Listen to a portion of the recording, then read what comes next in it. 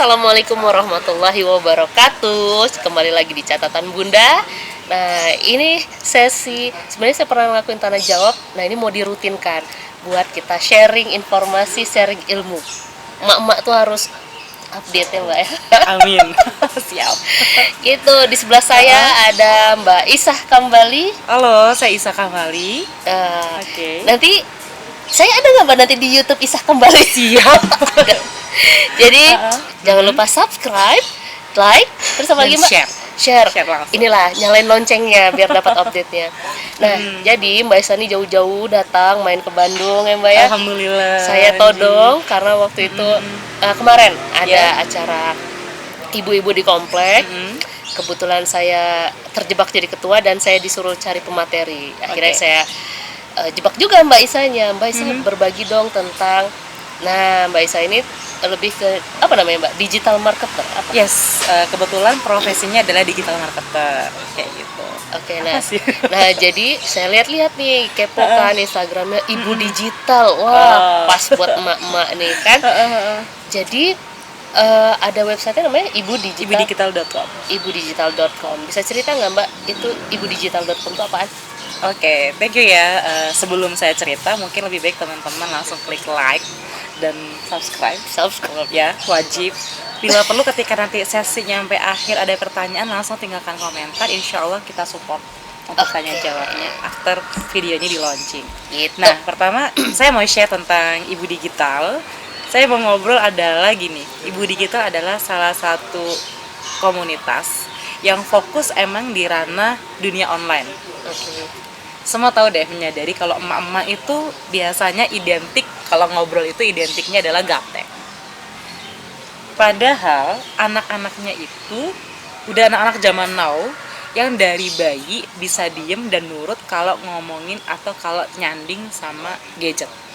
Gimana caranya menemukan anak-anak yang zaman now yang sangat gadget mania dengan ibu yang gaptek? So di sana Ibu Digital. Kita masuk ke edukasi, kita masuk pelatihan bisnis online. Di pelatihan bisnis online sendiri kita ada kayak pelatihan bikin website, ada sosial media kayak ada Instagram, Facebook, bahkan kita belajar bikin video-video YouTube seperti ini. Tujuannya apa? Ketika emak-emak ini, ketika ibu-ibu ini belajar tentang dunia digital, harapannya bisa menemani tumbuh kembang anak lebih baik.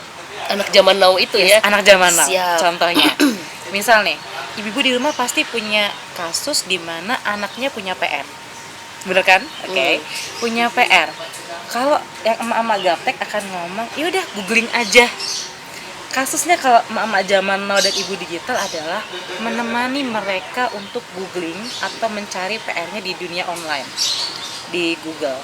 Kenapa perlu ditemani?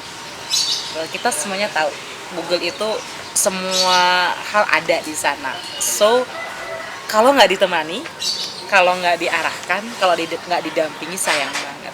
Itu kalau ngomongin edukasi, ngomongin bisnis. Emak-emak tuh bawaannya pengen jadi emak-emak all shop, pengen punya bisnis, ya kan? Nah, pengen punya bisnis ini, akhirnya dia itu ikut-ikutan aja, jual dan lain-lain. Padahal ada loh ilmunya buat jualan online yang gampang dipelajari sama mama zaman now. Jadi pembelinya bukan teman segrup lagi, teman-teman sekolah lagi, teman alumni mana, alumni bukan itu ya. Oke. Terus jadi edukasi bisnis online. Dan otomatis ketika duanya dapet, kita juga bisa dampingin suami. Oh iya, betul. Bayangin kalau suami kita adalah pengusaha atau profesional, kita bisa bantu dia. Gimana caranya update sosial medianya dia? Gimana caranya kita ngurusin bisnisnya dia biar ada di halaman satu Google? Itu bener-bener kita bisa support dia. Dan itu bisa hemat budget daripada budgetnya bayar orang lain, mendingan bayar istri sendiri.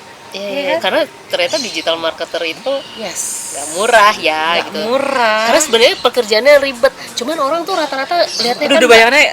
Iya, enak ya di rumah doang, enak ya mandinya jam 11 siang. Atau bangunnya jam 11 siang. Bangunnya jam 11 siang. Padahal tuh kan ngoprek dan akhirnya makanya ada profesi seperti ini ya. Benar. Gitu.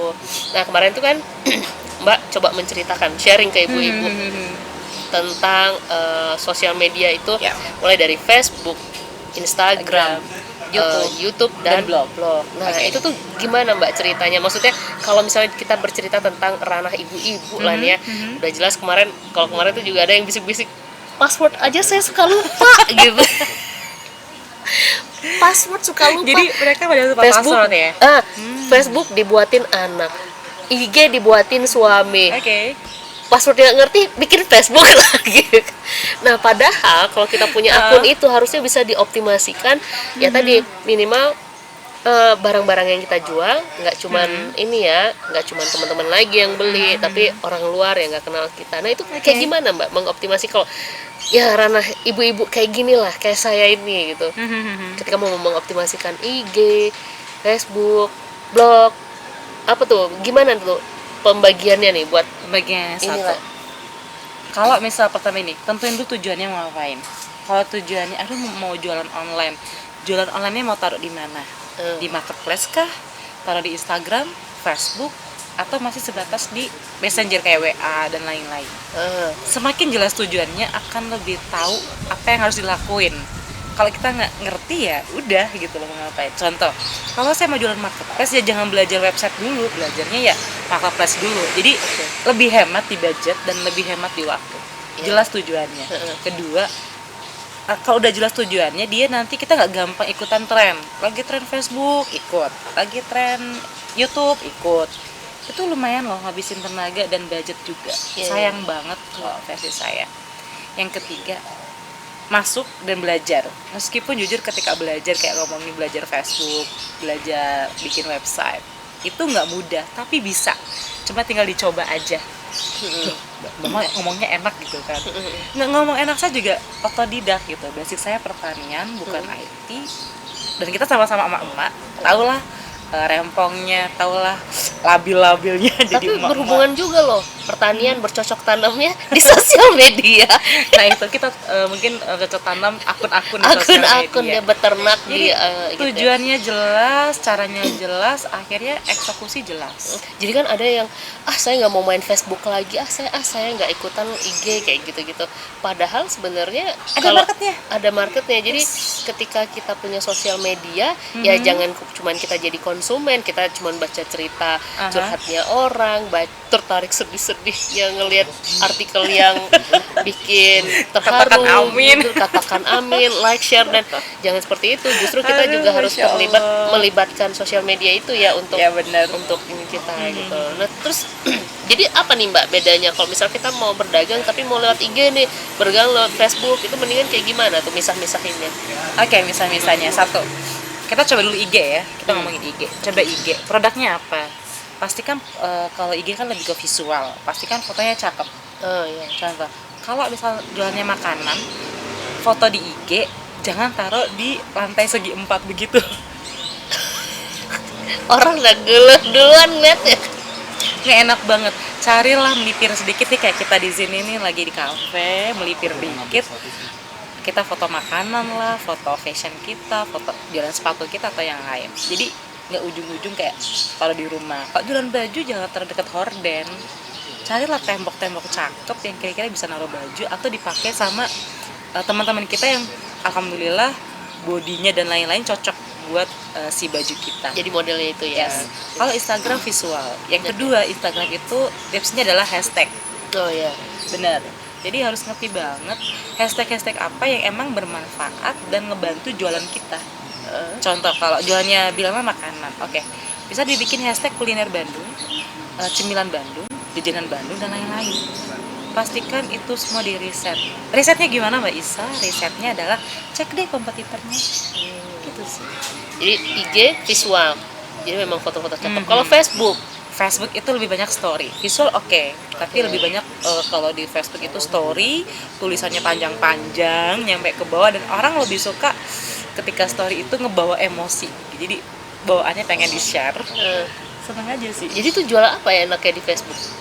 Banyak sih, ada juga teman-teman yang jualan kuliner, kayak dimsum gitu juga ada, fashion juga ada, jualan tas juga ada. Mereka masih Jadi oke. intinya tadi ya, maksudnya Bisa. kalau misalnya mau foto cakep-cakep itu di IG. Karena tempat-tempat yang cakep gitu, pokoknya jangan lantai Oke, ya. kalau Facebook Ah, lebih ke story-nya tadi. Ya. Oke. Ini kita di dekat ini ya, pinggir jalan. Jadi kalau wang weng terus Mohon kalau maaf. saya Lagi gitu, lagi konser, habis habis konser. konser gitu. Oke. Nah, kalau yang blog dan YouTube itu Oke. gimana? Kalau YouTube kayak gini nih. Itu kayak Oke. gini. Jadi teman-teman bisa, ibu-ibu semua bisa gini aja. Taruh HP-nya. Kalau belum punya tripod, cukup aja ditumbuk di buku gitu ya. Tumbuk di atas di buku, taruh terus ngomong, aku punya jualan, tunjukin produknya di layar. Tunjukin satu dua gitu-gitu kan. Nah, kalau di blog ini sangat cocok buat mereka yang suka nulis. Yang suka nulis, alangkah baiknya mulai tuh nulis di blog. Jadi tulisin produknya. Saya bikin dimsum itu sebenarnya karena saya suka masak, dan saya bikin dimsumnya tuh nggak pakai bla bla bla. Saya packingnya aman kok. Ini nggak ada bahan tambahan, asli ikan ini dan lain-lain. Itu diceritain. Di seperti ini ya, Yes. visual Tapi juga tapi versinya versi kalau gerak di ya. blog versi tulisan. Oke. Dan kerennya ini, kalau kita punya blog, kita bisa juga loh masukin video kita bareng di blog kita. Jadi sebenarnya bisa saling Bisa berkesin. semuanya. Nah, Bahkan dari video ini kita bisa taruh di Instagram yang durasinya 1 menit, dan kita bisa taruh di Facebook. oke. Jadi kalau Instagram itu karena terbatas 1 menit, 1 menit. paling kayak teaser-teasernya gitu ya, cuplikan-cuplikan untuk yuk lihat ke YouTube-nya gitu. Nah, sebenarnya seberapa penting sih ibu-ibu nih? Oke lah tadi. Jadi sebenarnya sosial media ini bisa dimanfaatkan ibu-ibu untuk dirinya, keluarganya, dan bisnisnya Yes, gitu ya. benar. Oke. Terus apa nih Mbak ujangannya? Kan banyak ibu-ibu, aduh ini kayaknya nggak saya banget deh main sosial media, tapi saya pengen jualan itu. Mendingan Iya gimana? bener-bener. Gimana itu? Kan banyak juga gitu. Saya punya barang ini loh, tapi saya kayak main sosial media itu bukan saya banget. Gitu. Bukan aku banget gitu ya. Kan ada juga yang begitu ya. Aduh mbak, aku udah sibuk nih ngurus anak, setrikaan banyak, cucian, macam-macam Aku pengen dagang. Pengen dagang susah ya. Nah paling tipsnya satu, balik lagi deh, tujuannya ngapain sih kalau jualan? Enakan mana antara kita tahu, jadi gini, kayak kita punya toko, ya sih kalau punya budget khusus bisa bayar karyawan buat jagain toko kita. Kalau nggak punya budget, Iya, oke. jaga sendiri. Tapi kan capek bang ngurus anak dan lain-lain, karena nggak punya budget, jadi harus tahu gimana caranya ngatur waktu. Sama kayak di dunia online. Kalau untuk ibu-ibu pemula masuk ke dunia online bisnis ya, karena emang mau ada budget khusus, ya harus ngatur waktu, harus masuk. Ya, bener-bener. Oke, tadi kan ibu digital, maksudnya tentang digital yang berkaitan dengan bisnis nih ceritanya. Kalau tadi tentang keluarga, yang gimana caranya dia mendampingin anaknya. Tapi kan baru sekedar mendampingin anaknya. Nah, gimana kalau misalkan anaknya memang remaja dan banyak ketertarikan di sosial media. Nah, sebagai orang tua, sebagai ibu nih terutama yang lengket sama anak, itu gimana ya cara kita Pendekatan ke mereka. Iya, pendekatan ke mereka. Maksudnya sekarang tuh bisa dibilang banyak profesi-profesi yang nggak pernah didengar dari dulu. Yes. Ada konten kreator, ada YouTuber. udah pasti ya. Apalagi yang digital marketer. Banyak profesi yang nggak terbayang sama ibu-ibu zaman dulu. Ibu-ibu zaman sekarang jadi gelagapan, apa ini mau ngapain. Jadi kalau memang ada ketertarikan anak di sosial media, terus apa nih? Oke. Itu malah bagus banget ketika ada ketertarikan anak di sosial media, karena apa? Itu jadi admin gratis, admin gratisan. Kita nggak usah hire karyawan. Ada anak kita yang bisa jadi kolaborasi sama kita. Tinggal gimana caranya kolaborasi antara orang tua dan anak secara profesional. Contoh, ibu punya bisnis adalah jualan dimsum. Terus anak ternyata suka bikin video. Kenapa nggak anak kita yang shoot video kita? Oh iya. Iya kan? Pakai hemat nggak sih? Bisa bayar pakai pulsa loh ke anak. Kamu mama beliin paket data ya? Ya udah, caranya aku bikin video buat mama. Jadi sebenarnya bisa berkolaborasi. Jadi Banget. jangan selalu dimarahin. Kamu nonton YouTube mulu aja gitu ya. Bikin bareng. Iya, kamu ini selfie pajang di Instagram gitu kan. Mendingan ini tas mama mau jual tas gitu kan. Jadi model gitu. Gitu. Nah, diri sendiri tadi lah ya, usaha, kayaknya udah berkaitan semua gitu. Nah, bercerita tentang profesi-profesi deh Mbak. Sebenarnya di dunia digital ini nama profesinya apa aja sih? Oke, sedikit bocoran. Di dunia digital ini nama profesinya boleh dibilang kami yang menyebut diri sendiri. Karena nggak ada lagi profesi kayak kita. Kayak saya digital marketer, teman ada yang content creator, ada youtuber, ada influencer, pasti udah pada hafal. Ya, selebgram, buzzer. Selebgram. Itu ada cuma di zaman now. Sebagai orang tua, emak-emak zaman now juga, kita juga harus tahu bisa jadi anak kita itu tidak lagi bercita-cita menjadi profesi yang kayak kita dulu.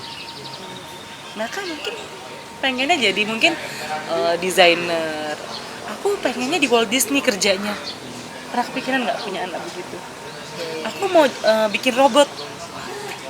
Jadi apa ya? Semakin kaya sebenarnya. Misalkan punya hobi menulis gitu. Yes. Ya, tadi kan misalnya hobi foto taruh di Instagram, hobi ngomong segala macam taruh di ini. Ada juga yang ini ya Mbak, Suka nulis. Nulis itu ada bisa juga ya bergabung dengan digital Di Ibu Digital bisa.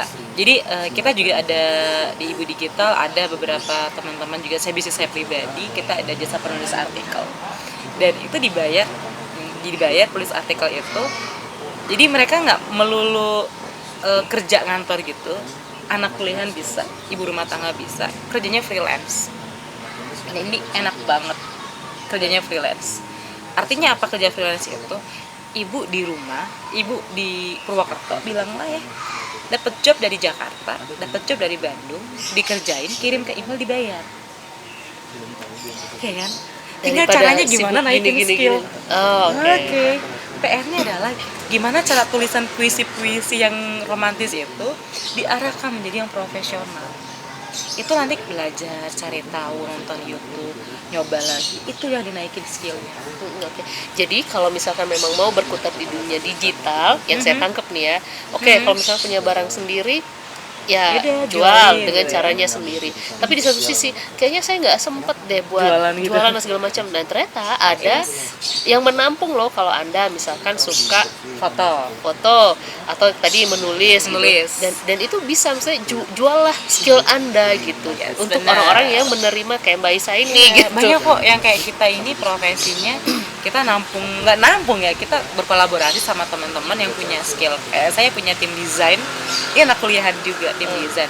Tim penulis saya itu ada ibu rumah tangga, ada anak kuliahan, ada yang tinggal di Purwokerto, ada yang tinggal saya di Bogor, ada di luar negeri. Jadi bener-bener nyebar. Jadi Karena pokoknya nggak pernah ketemu ya pasti udah kerja di dunia maya, orangnya maya juga yang gitu. penting ya alhamdulillah penghasilannya nggak maya gitu kan. Iya, Ada insyaallah. penghasilan. Dan ini adalah salah satu program untuk pemberdayaan dan pemerataan penghasilan. Jadi yang saya tangkap itu memang ini jadi insight baru buat saya ya. Selama ini kan orang saya mau jualan online nih. Jadi pokoknya internet online itu adalah berjualan gitu. Dan ternyata enggak bisa kalau Anda punya kemampuan. Jadi malah cost-nya rendah banget ya kalau Anda punya keahlian untuk membuat konten. Jadi konten kreator, punya bakat nulis artikel, puisi, ya ada kok pasarnya itu. Jadi ada penampungnya. Di YouTube ada loh yang cuma video-videonya coba bacain puisi orang. Ya, Coba deh cari.